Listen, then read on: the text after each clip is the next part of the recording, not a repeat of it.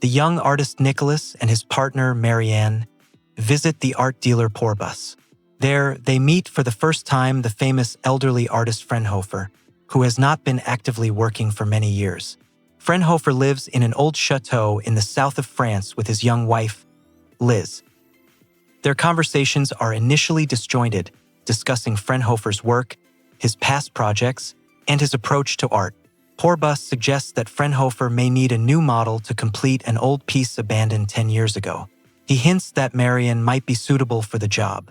Nicholas agrees, but Marianne is dissatisfied that the decision was made without her consent. The next day, she nevertheless goes to the chateau.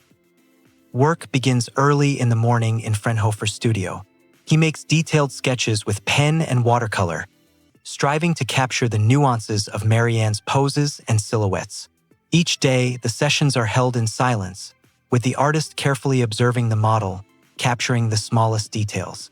Marianne poses in different positions, allowing Frenhofer to study and interpret the forms and movements of the body. As time goes on, the working days become longer. Frenhofer gradually switches to oil on canvas. In the process, he revisits old sketches, including an unfinished work with Liz, which causes tension in the relationship at the castle. Liz enters the studio one day and sees the old project come to life again, causing her discontent.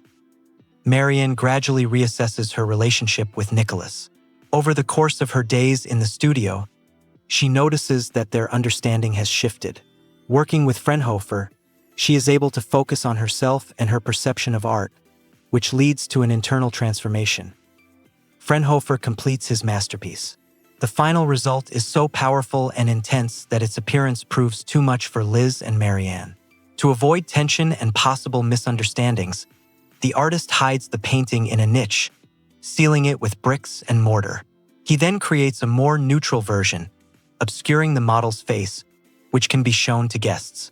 Porbus is present at the celebration marking the work's completion, assessing the new work.